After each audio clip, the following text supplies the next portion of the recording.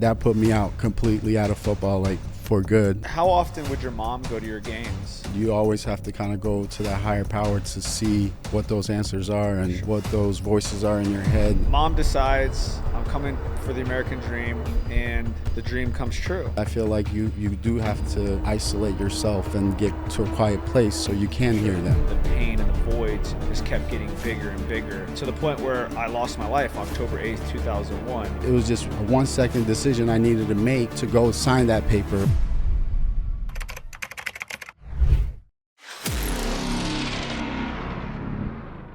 Welcome back to the Ryan Zofay Experience. I am excited to introduce our guest, Burak King, Mr. Olympia, top 25 in the world, pro athlete. What up, Burak?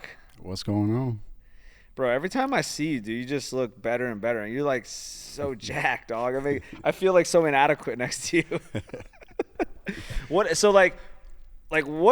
made you decide to become a Mr. Olympian and compete at the highest level? Like what drove you? Like what was behind that? I think I was always an athlete, competitive, and after going to college for football, I got injured, and I was doing my rehab and wanted to come back stronger. And as I, went through my rehab, was in the gym, I just wanted something to, work towards and fulfill myself with. So, I did my first competition. I was like, I'm never doing this again. I hated it. And then, one of the judges pulled me to the side and they were like, you could have won the whole show. Who's your coach? What are you doing? Who's helping you pose? Sure. And I was like, no one. I just kind of did this for, myself. And he was like, get a coach and continue to do show. So yeah. I got a coach, did my next show. And I kind of just fell in love with the process and me being competitive. I just want to, How long have you been competing? I would say this is 7th year now. 7th year. So think about it, guys. His first time competing, he hated it. 7 years later, and he's top 25 in the world. So that's a lesson there. The lesson is sometimes your dreams are painful. Sometimes pursuing your dreams are going to be extremely difficult. But here is proof that if you want it bad enough, you can actually achieve that. So this year is number one. That's the goal. That is the goal. Winning Mr. Olympia. Yeah. And so I'm curious. So you playing D1 football at FAU, you get injured. Was that kind of like your first dream? Was like you wanted to be a professional football player? Yeah, actually it was. I was, in high school to play college, and then I went to college to get into the NFL. I practiced, I trained. My last year I got injured, which happens to a lot of these guys. And, you either go downhill from there or you continue to get up and keep working towards something that's going to fulfill your life, your dreams. Just like these guys like The Rock, he also wanted to become a football player. And then, he says now that not playing football is one of the best decisions or things that happened to him in his life. Sure. Now. So do you feel like now looking back, having gotten injured, that was actually the best thing for you? Or you still wish you would have been a pro football player? Good question. I think I got over it. I think that I'm pursuing my purpose, and I think that even though I'm not number one in the world yet, I think that just the pursuit of it and knowing that it could happen one day, I feel very confident that everything happened for a reason in my life. Sure. And so you said you got over it. So what do you believe was the key factor in getting over it? Like, what did you have to do mentally to get to a place where you're at peace with the fact that you're not going to be a professional football player? Deep questions. I like you know what it was? And I didn't figure it out all at once. It was kind of like time passing by and years passing by and experience going by, and you learn things, you become wiser, and you go through things that you never expected in your life. And things start to make sense one step at a time, and you get closer to that ultimate, like, not decision, but that ultimate realization that you are where you're supposed to be, exactly where you're supposed to be. And when did that happen for you? When did you get to a place where you're like, hey, everything is happening just the way it was supposed to?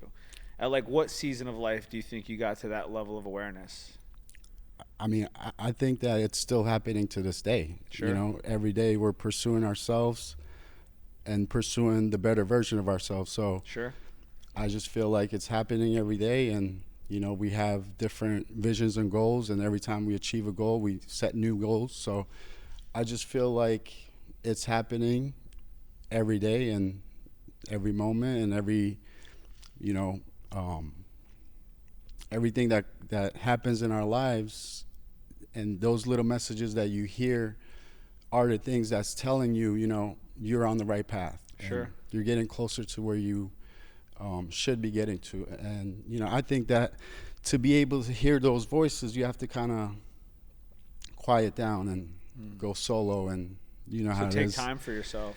Yeah. How often are you taking time for yourself to kind of reflect and check out what's going on inside? Yeah, I mean, I would say on a weekly basis, So do you have like a meditation practice or an alone time practice, or? I actually have this planner called the High Performance Planner. Okay. I'm sure you heard of it. And it kind of tracks your goals, your daily priorities that you need to get done, your morning, your versus your night. But it kind of keeps you in check throughout the week, because, you could check those things off your list, like I did X, I did Y, I did my cardio, or whatever you're supposed to do for that day, you completed it. And, those things stack up as little wins and gets you closer, gets you more confident. And it's like a process of keep realizing these things and keep, staying on top of them. So at what age did it dawn on you that you wanted to be a professional football player? Like, do you remember a specific time, a specific age, like what you were doing that you were like, wait, I want to be a pro football player? Like, what was that for you? Yeah, I mean, good questions too. I love these questions. Ryan's killing it. So for me, I came from Turkey. I was like 10 years old when I got here. So you moved here when you were 10? Didn't speak English, went to ESOL class. So that was a challenge in itself. Yep, went to ESOL class, played soccer, because I played soccer as a little kid. Okay. But it was something about football. It was like the popular sport. So I didn't actually play football until I was a freshman in high school. That was my first year playing football. And first year playing, I knew I wanted to go to college and, make a career out of it. So as a freshman, I got on the weightlifting team. I got on the track team, tried to get faster, get stronger, and try to be a better football player. So if you think about it, guys, he just gave you some really, really good gems, right? He realized that football was a passion for him, and he wanted to pursue this.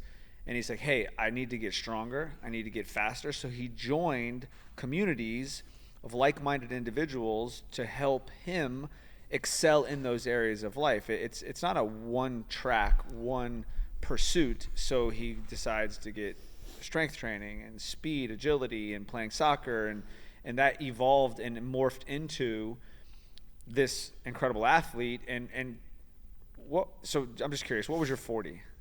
Oh, I actually ran a 4.44 on the laser. That's fast, bro. Yeah. That's fast, bro. It was at the CFL tryouts in Canada. Wow. Yep. Good for you, man. Was this before you got injured? Yep. Oh, wow. So did you have teams like prospecting you and? Some Canadian like CFL teams. Okay. It was my last year, so I was supposed to, get recruited my last year and do what I was supposed to do, but I never played my last year. Sure. So tell me the play, like walk us through it. So you're in the huddle, the quarterback calls the play, the ball's coming to you.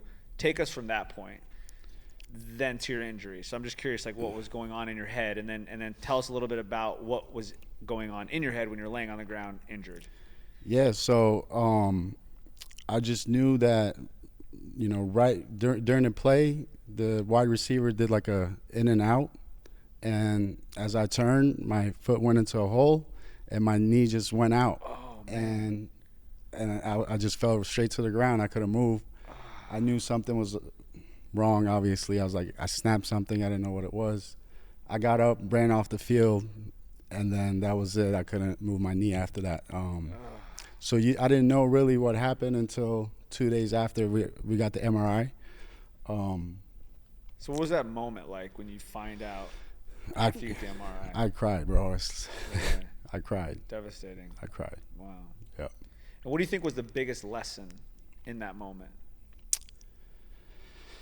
You know, it was one of those things like is what I really want, what I really desire, and what my goals are is what God wants for me.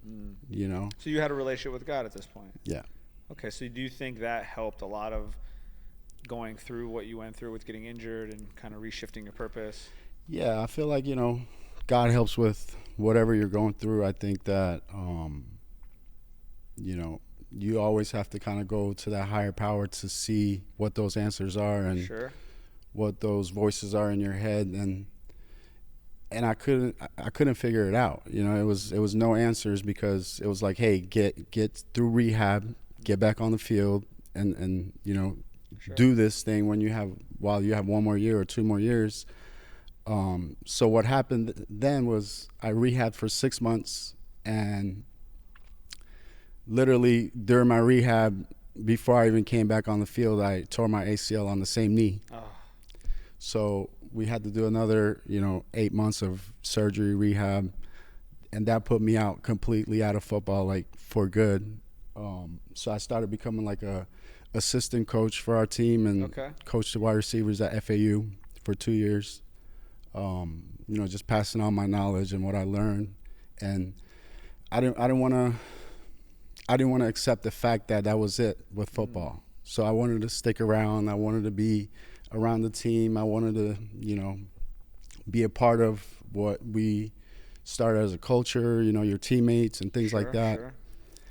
And, you know, going back to the bodybuilding, that's where kind of I was missing something, you know? Right. Because after football, it was like there's no drive, there's no teammates, there's no coach pushing you to, you know, to a goal as a team. Right. So I was kind of like going to the gym, going through the motions, you know, just being there just to be there. Sure. Finish school, helping the guys out, but like I didn't have a purpose for myself to fulfill myself. Right. So that's where kind of bodybuilding came in, and here we are. Kind of supplemented the things that you felt like you were missing. Yeah. I love that. And so how often would your mom go to your games? She actually, she's probably going to hate me for this, but she didn't go to any of my games. None of your games? No. Really? No. Yeah. Oh, man. She was, you know, she was a single mom. No, I and get it. She was working all the time, so. To provide and to give you the life that you have here. Yeah. So was it her decision to move to the United States? Yeah. What happened for her to make that decision to want to move here? I think 20 years ago, you know. So you're 30? I'm 35. Okay. So 25 years ago, Okay. You know, America was like the place to be as Sure. far as education, you know. The American dream. Right, the American dream. So she brought us here for the education and to raise us here as Americans, and you know, that was another thing. Was she a single mom at that time? Yeah. Okay, Yeah. so dad and mom broke up before you moved here. Yeah. So she came here, single mom, 3 of us. Wow. Talk about a brave woman, huh? Yeah. So are you the oldest, youngest, middle? Oldest. Okay. Yep. Okay. And so mom decides, I'm coming for the American dream, and the dream comes true. You're a D1 athlete. You are top 25 in the world. I understand that there's a North Star that's driving you for more greatness, and your goals aren't over. But how cool is that what your mom desired for you came true? Yeah. And, you know, I agree with you because, when we talked like last year and we've known each other for, 7 years, I don't know how many exactly, but, from when we used to talk, it was just like, you're never satisfied.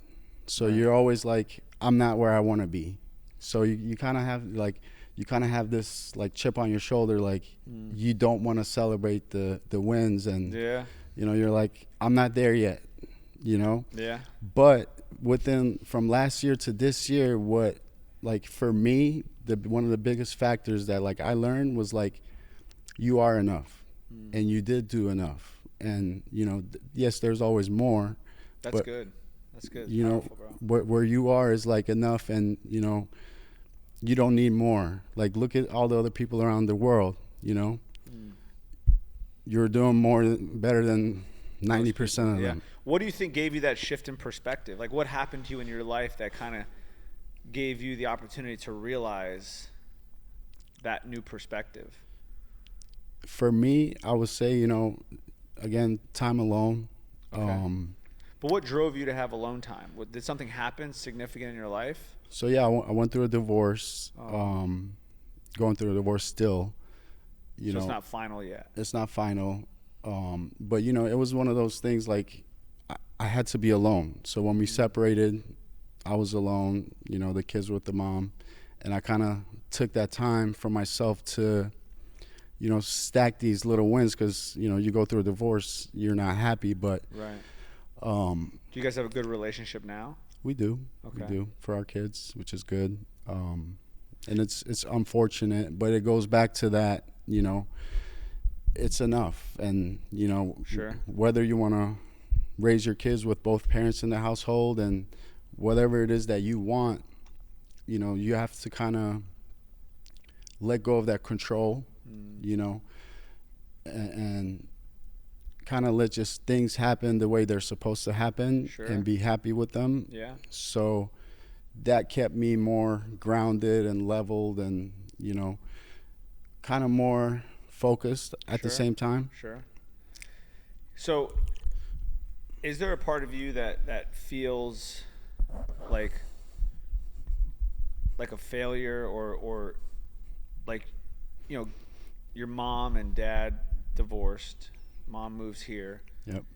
and you went through something similar with your ex-wife, or you're going through it now? Is there a part of you that feels that pressure, or feels like a mistake, or feels like guilty, or what does that feel like? It does.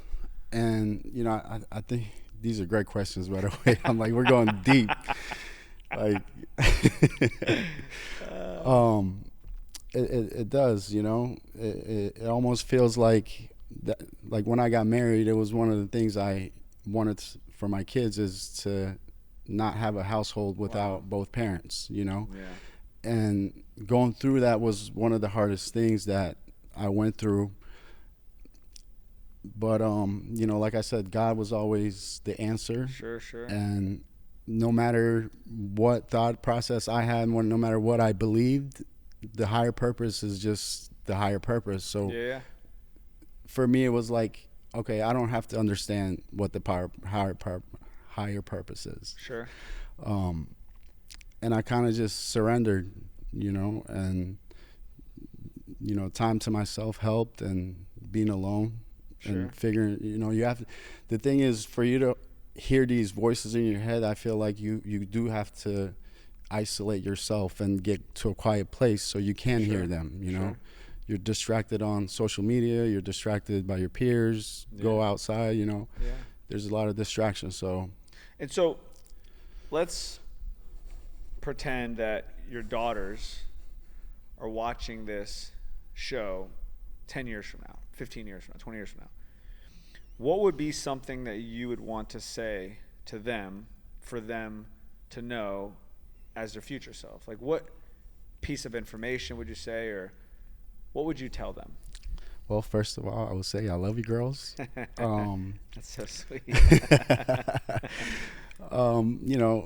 I would say live your life and be happy, and accept what happens in your life and the cards you're dealt with, and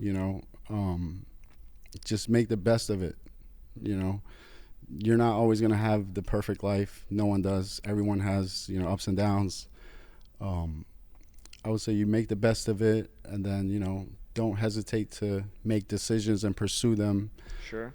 Because, like I was listening to this quote earlier, and the quote was like, when you have something to do, if you hesitate for 1 second and not do that thing you're supposed to do, that 1 second could turn into 10 seconds, 10 minutes, 10 days. And then decades later, you never did that one thing. Wow. And it was just like, it hit me because it was like, all right, it was just a 1 second decision I needed to make to go sign that paper or Sure. make that contact Sure. or do the posing or do one extra thing I was supposed to do. So it was like, okay, wow, that one decision could take you a long way. So I kind of came here with a new mentality, like, all right, when there's decisions to be made, make it now. Right. Don't hesitate. Right. Don't let 1 second, 5 seconds, 10 seconds go by, because that could be the last time you get to do that. That's so interesting, man. It's like really putting life in perspective. And as you've gone through these life experiences and have continued to overcome these challenges, you've realized that, like, hey, I only have one shot at this. At some point, I'm no longer going to be here, so I don't want to have any regrets. And what you're also saying is, like, it doesn't matter what you go through, you can still achieve your dreams and you can still become who it is that you want to become. And I'm just curious, like, how much of those challenges or heartbreaks do you believe drove you to be this level of success, have this level of success? I mean, it's both, because you have to have that hunger and drive Sure. to be successful, but at the same time, like I was telling Tim earlier, if you don't get the results that you expected to get, you still have to get up the next day and you still have to do the work to pursue that dream again. For me, it is kind of like this is my shot, this is it kind of thing. Because I always, like, I don't want to put it off till next year and the year after that. So it's like, for me, it's always like, all right, this is it. Now is the time. Now is the time. Yeah, I love that. Yeah. And so even, like, think about, like, your pursuit for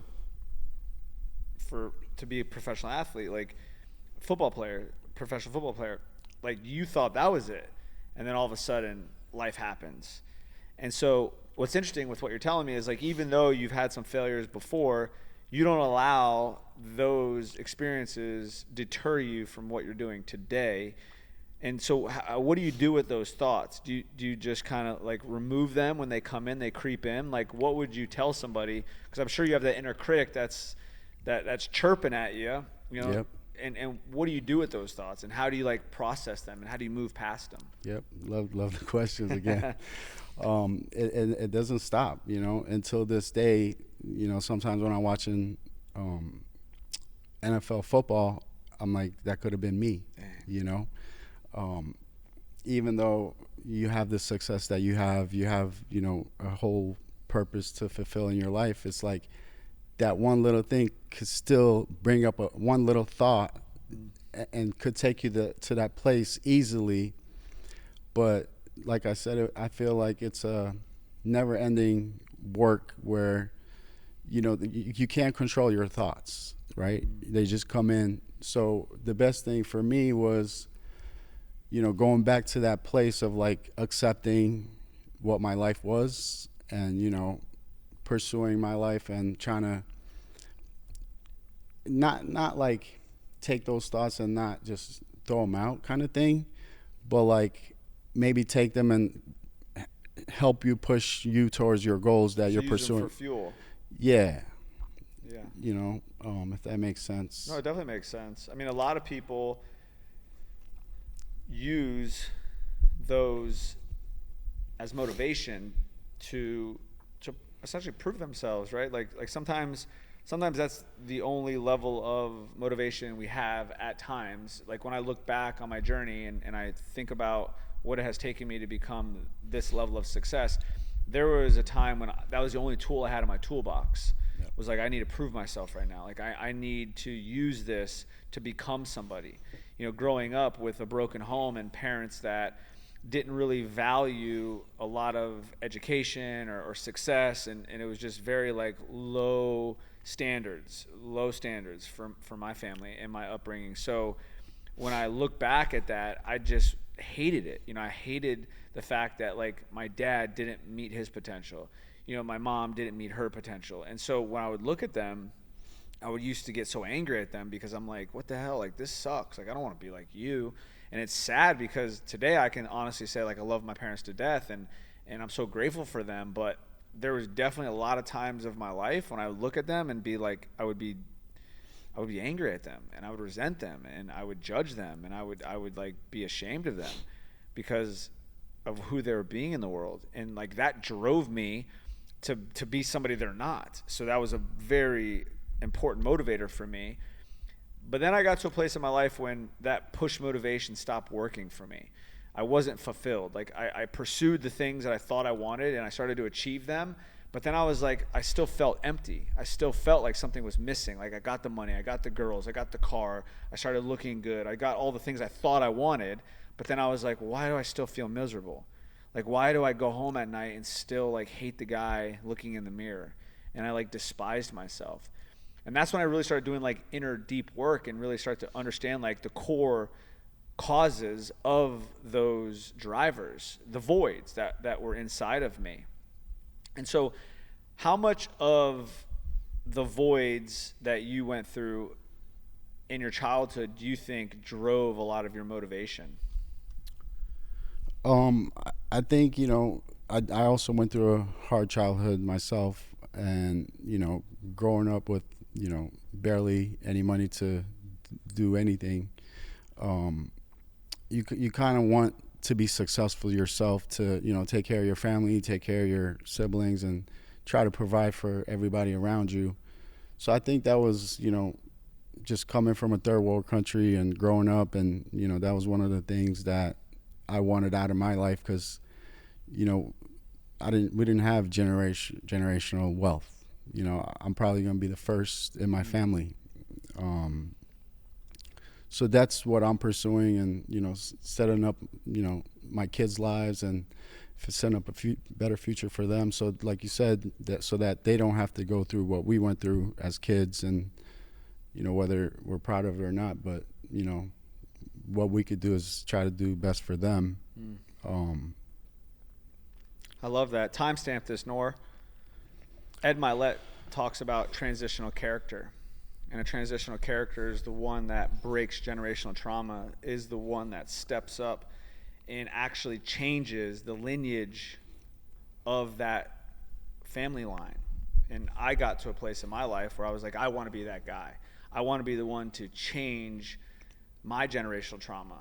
And that's actually what drove me to speaking on stages and facilitating and becoming a coach and really helping people heal their trauma so that they can be the change. They can be the one to make a difference in the world. And so there's this thing called push motivation and pull motivation. See, push motivation is what a lot of coaches teach. And it works. It's a tool that works. Push you, and you keep finding out that there's more and more of you, and you start to believe more in yourself. But that gets exhausting at times. There's this thing called pull motivation, which when you're serving something greater than yourself, it never gets tired. And so sometimes I speak at my seminars and I do 13, 14 hours, and they're just like, how the hell are you doing this? And I'm like, because this isn't about me, this is about you. And I'm so locked in with serving something greater than myself that I don't get tired. I literally just have just energy after energy after energy. So I'm curious because something is driving you to keep going, right? And I believe you're past the push motivation. I think you're past the discipline. It sounds like you've accessed something deeper that is more important to you, having kids now and wanting to provide for your family. How much of that do you think pulls you to become great? Yeah, for sure. I think it definitely helps a lot because, you know, it's more than your self's purpose now. It's like, okay, now you have kids, now you have a family, and, you know, you have to provide for them. So it definitely becomes a bigger purpose, because now it's like, all right, you're not doing it just for your kids, for the people that you're going to influence. You know, you're the last person you're doing it for, like your looks, whatever it is. But you know, that does have an effect. I don't want to call it motivation. You know, like I said earlier, motivation kind of comes and goes. Sure. You know, some days you have motivation, and some days you're like, I feel like crap. I don't feel like doing shit today. You know, today's not my day. You know, those are the days where you have to pull these little tools out of your tool bag to kind of be like, okay, you know, we don't have the motivation here, but this, what we have to do today is a non-negotiable, because I set a goal, I wrote it down, I said I wanted to do this. This is what needs to be done for you to execute that goal. So it's like when you get up, you don't have the motivation to do 10, 20 things on your list. Right. It's like one of those things. It's non-negotiable, and there's not a 1 second hesitation on the decisions to do them. So It's like, all right, I have to get up 4 a.m, do cardio. Cool. Let's get up. My alarm clock goes off. I get up. And you know, it comes to a point where it's like, the more hungry you are, the more driven you are. Like sometimes you just get up and your alarm clock's like, it's 3:59, and you get up a minute before your alarm clock, because your body's like, it's Ready. excited to get up. Sure. And then there's been days where, you know, I have to hit snooze on my phone 4 times, you know. So it's definitely a battle every single day. But once you make like that decision, it's non-negotiable. And I love that. And I'm glad it's been working out for me, like, you know, consistently, where I feel like I'm on another level of like execution, or however you say it. You know, I was going to say, like, execution trumps knowledge any day of the week. And so what you're referring to is just that concept, right? Like, it's like, I execute. Because if you think about it, if you spend time dwelling on it, if you spend a lot of time trying to figure out what you're going to do, you're not going to do it, as you're saying. And so when you execute, you create an experience.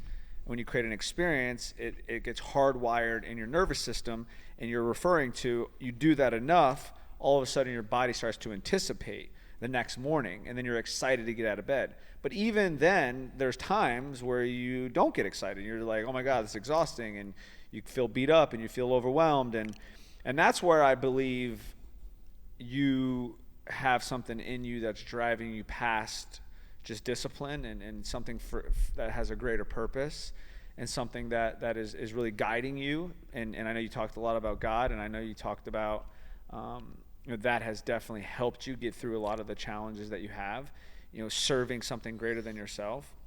And so how is your relationship with God, and how do you feel like that has impacted you, even in the pursuit of becoming number one in the world? My relationship with God is great, and I think that was one of the reasons, like, you know, we're going really deep here, by the way, you know.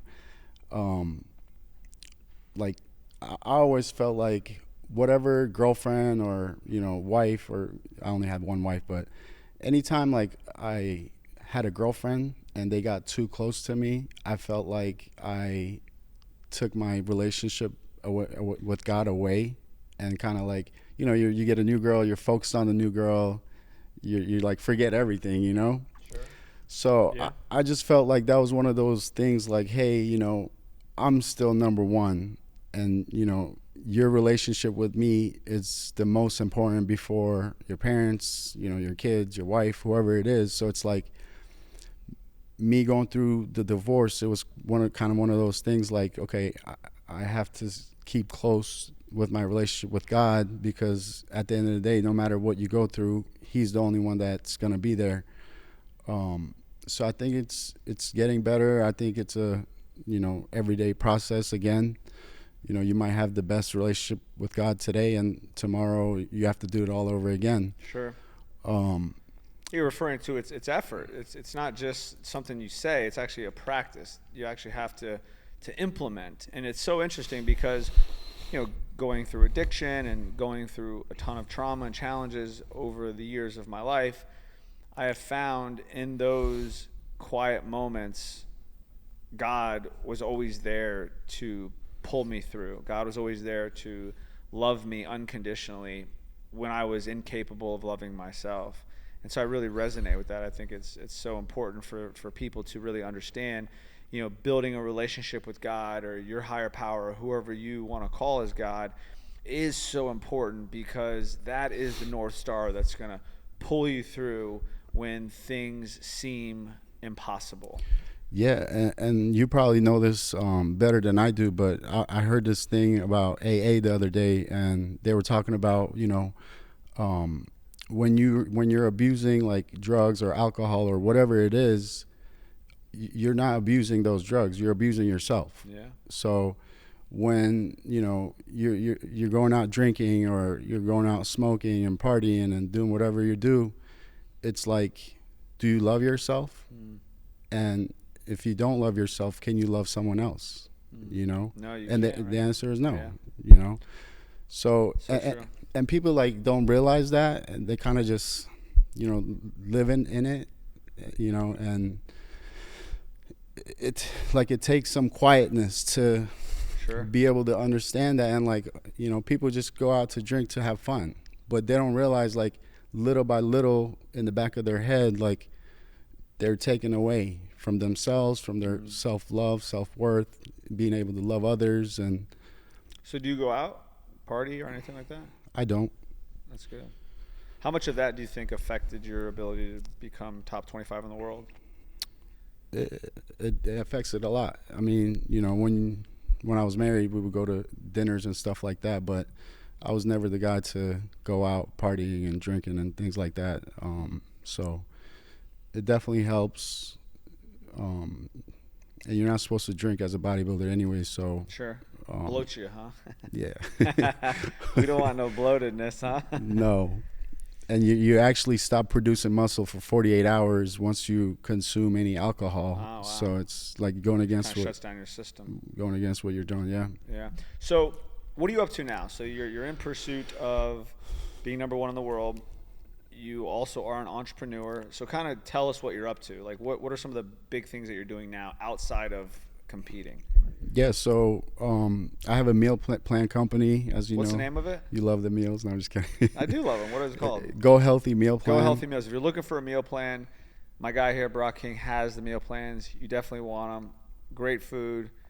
They dial you in. I haven't completely followed the instructions yet, but I'm at like 88%. But I'm getting there. Progress, not perfection. Yeah. What else you up to? So yeah, we have the Go Healthy Meal Plan. I have the online coaching business where we coach. So why you as a coach versus somebody else? I mean, if you want the best, you got to come to the best. No, you're not kidding though. Don't say that, because no, you're right. You're right. That's why I would pick you. Well, that's why you are somewhat my coach. I mean, I definitely. Yeah. You're one of very few people that I do ask questions. I'm very stubborn myself because I think I'm the best.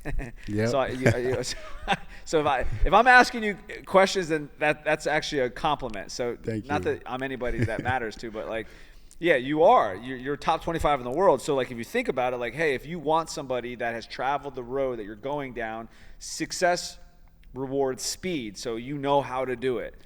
And so that's why you, I believe, are the best. Yeah, I think that helps a lot, and that's why that's one of the reasons why I want to be number one in the world, because of the influence I want to have on people. And sure. So essentially, another kind of North Star, becoming number one, is like, hey, now I have the credibility.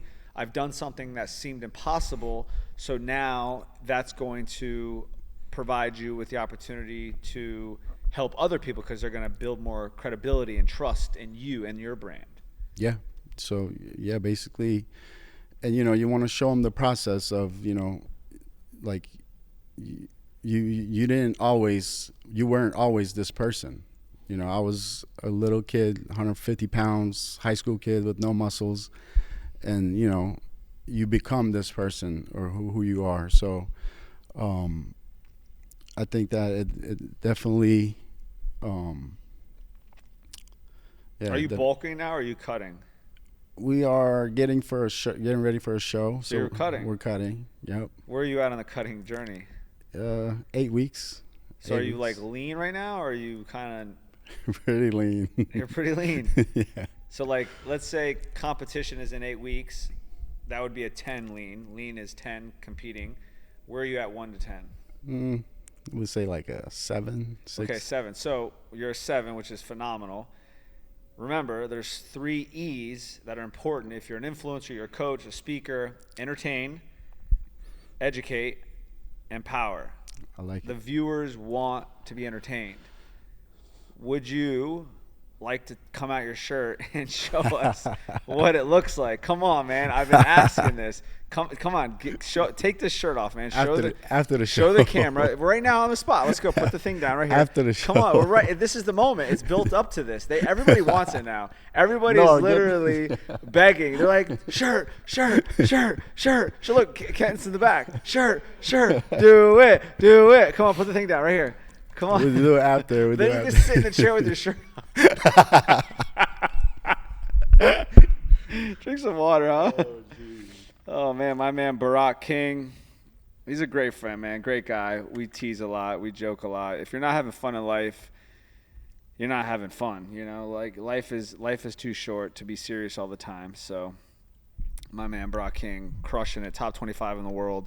Love what he's up to. If you're new here, go ahead and subscribe. If this was a powerful message, share it. That's how this grows. That's how our reach grows. That is how we're going to impact more people. And so, in closing, what do you think is something very important that the viewers need to know?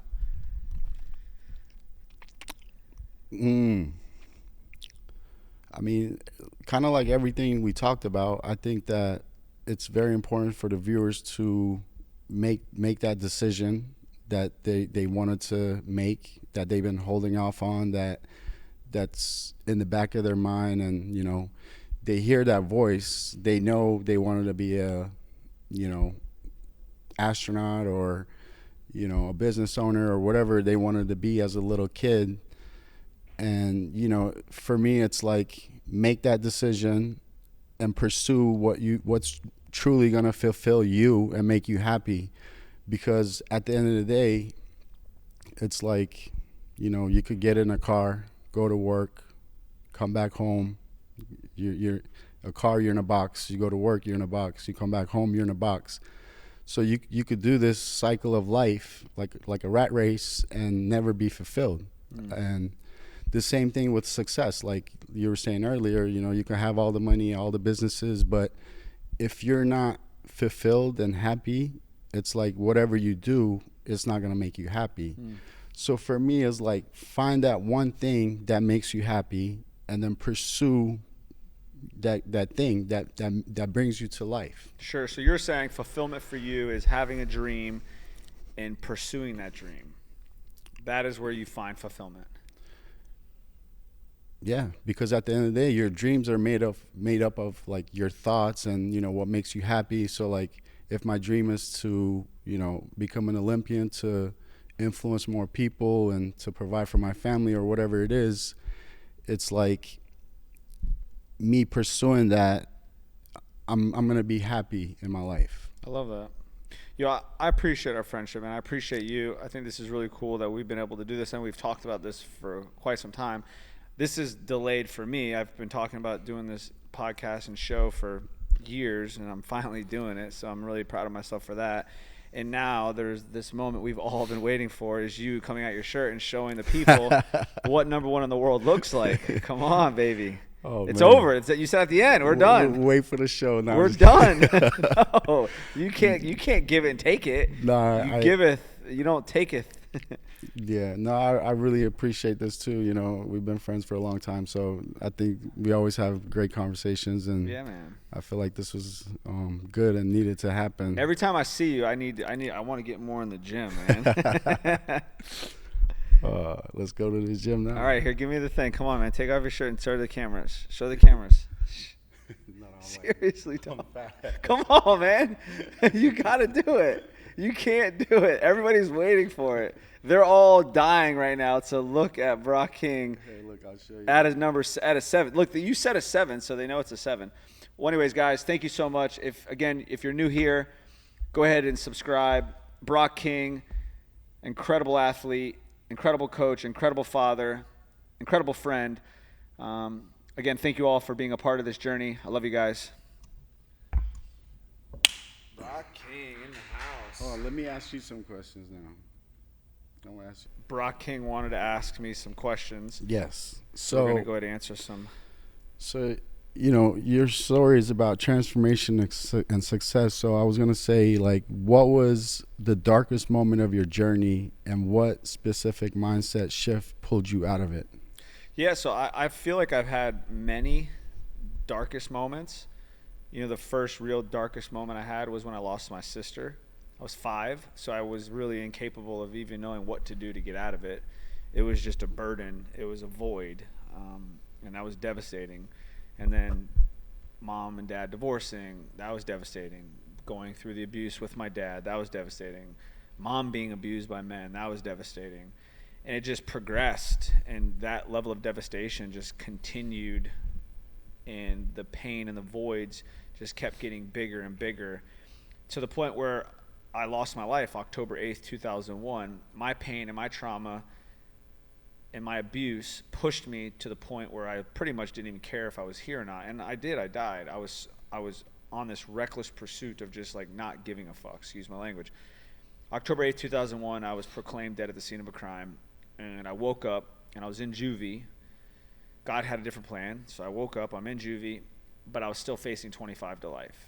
And that was the moment when I realized that, like, the only one that's going to get me out of this is me. Mm-hmm. That was a decision that I had to make for Ryan. And God stepped in for me at that time when I didn't even know he was there. And that was, like, my first, like, real God moment. That was my first real, like, aha. And getting through that with another chance just reaffirmed God's ability and what God had in store for me. Looking back now, I do know that my sister is my guardian angel, and she's been there with me the entire time. So she did leave this earth when I was 5, but I also believe that now she did that so she could be my spirit to help guide me to pursue the things that I'm up to now. So like right after you went through that moment, like what were some of the things to kind of help you, get through those days and those difficult times and thoughts, like, in the suffering part of it? Yeah, I mean, those early days, I didn't even really know what to do or how to do it. I was just there. I was just going through the motions until I really started to work a 12-step program. I didn't even really know that there was a solution. So, like, my first real exposure was working a 12-step program and going through the steps with a sponsor. And as I started to introduce new learnings and new education and starting to build a relationship with God, I started to experience the relief. I started to experience the serenity.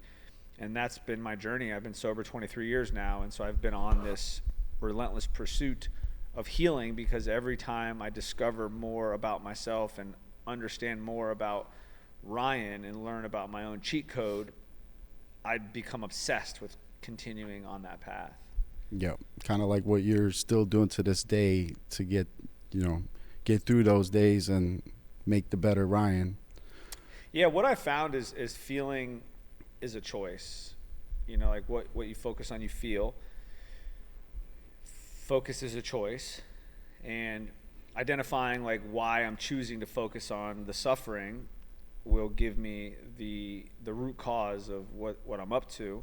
And then when I solve that void, I then have the unconscious power to shift my perspective and no longer allow that void to stop me from becoming who I want to become in the world, or who I'm being in that very moment.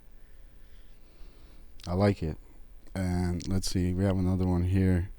It says, what do you see as the biggest lie people believe about making money and becoming successful? That money will truly make them happy. I believe money is a vehicle. I believe money is a tool. And see, you hear people say that money is the root of all evil. I don't believe that. I believe the love of money is the root of all evil. And so when I truly was falling in love with the idea of being successful and rich and having all this money, I was really selling myself short because there was really no fulfillment in that, because money is transactional, money is conditional. And so when I realized that money is a tool to serve at a higher level, I realized the love isn't the money. The love is what I can do with the money, the impact that I can have, the people's lives that I can truly help and solve. And then it just really gave this opening of fulfillment that has allowed me to make more money, because now it's not about the money. The money is a great reward and a part of the journey, but it's the level of impact that I can have on people's lives I love that. actually drive it. I love that. Let's see. And then we have, let's see.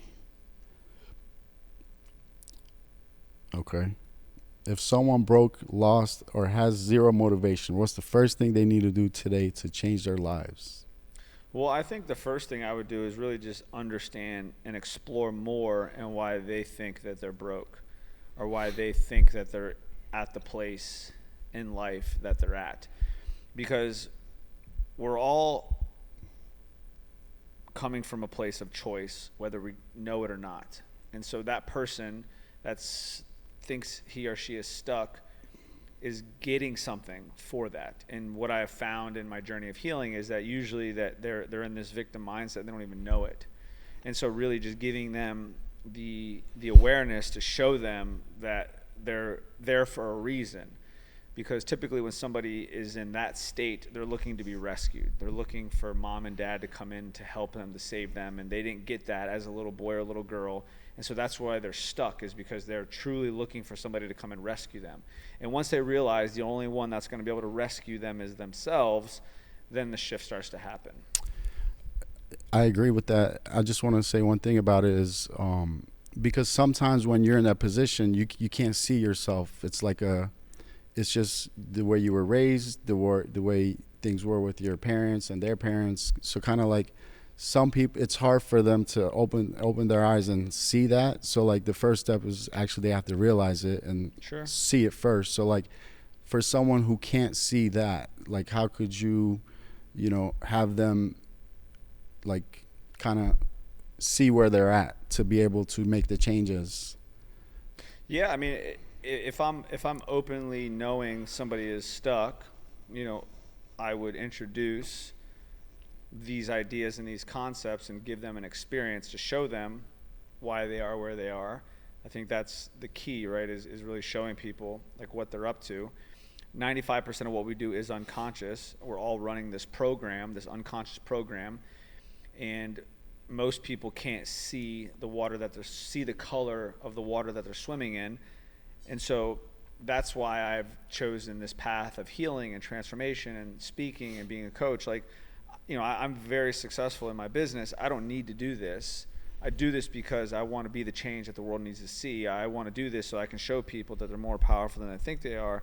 I do this because it truly fulfills me, because of the level of healing that I've been through. I know I can transfer that healing to somebody else. Yeah, and I definitely think that you have that gift to be able to, have people open their eyes and see where they're at and, be able to make the changes, because that's the first step, Yeah.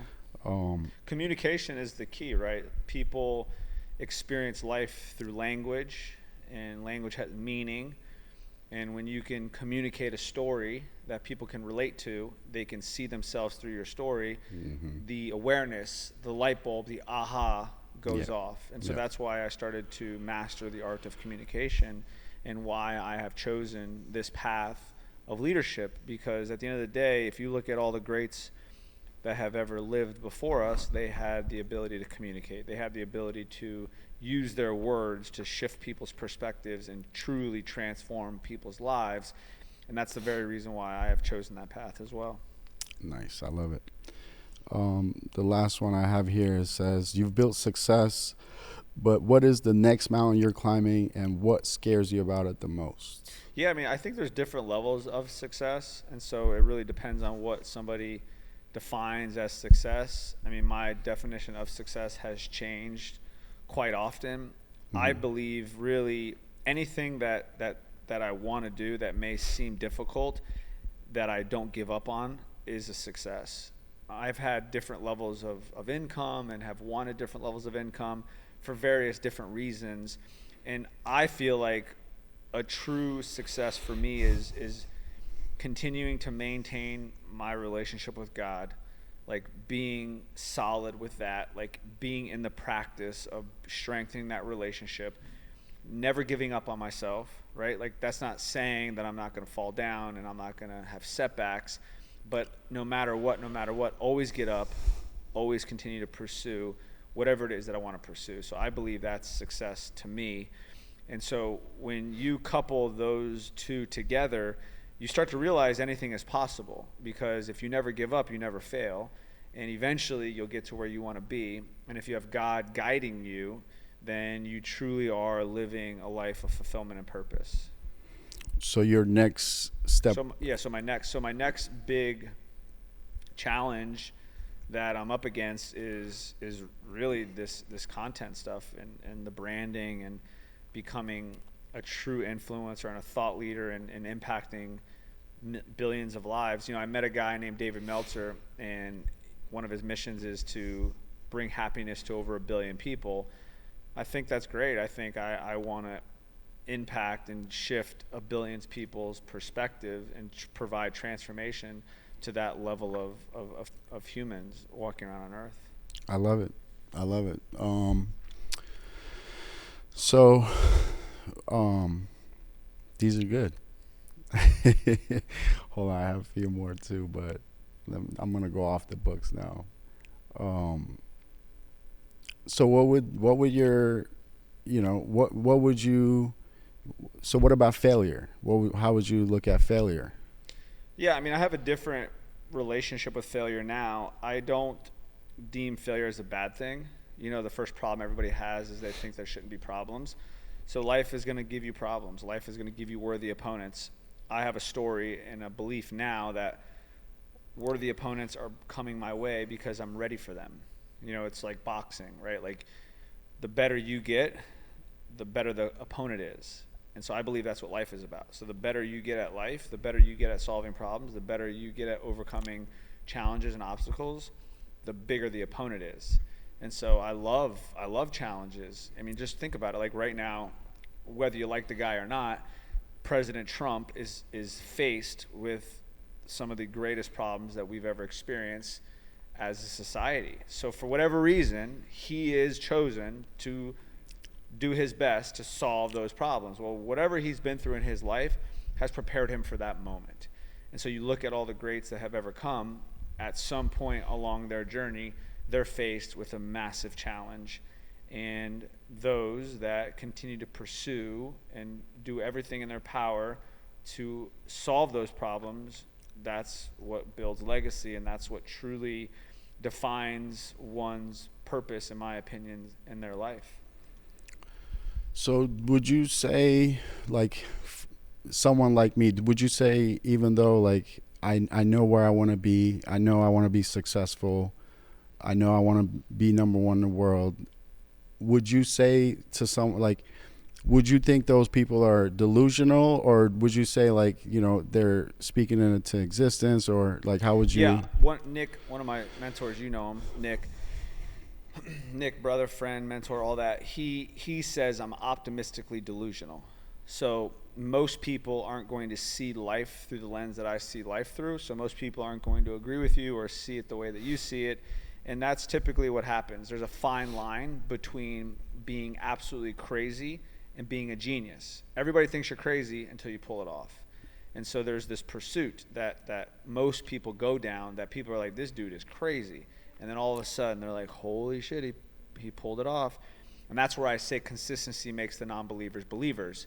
And so we're on this pursuit to believe in ourselves. And then when you believe in yourselves and you continue to go, other people start to believe as well. Yep. I definitely agree. And some of those days, you know, you doubt yourself too. So, you know, I had to deal with that myself where, you know, some days you're like, am I going to win? You know, like, am I going to do this? Sure.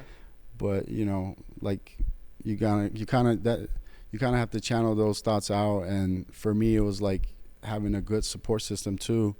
You know, I would just call my mom, and you know, she's like my ride or die, so Yeah. she knows what Gives you I'm. that power, yeah. So she's like, no, you're winning. Like, stop thinking like that. Yeah. Goodbye. Everybody needs that person in their corner for sure. So, you know, like you said, you even yourself doubt yourself sometimes, but you know, until you prove yourself and everybody wrong and accomplish that thing, people could think you're crazy.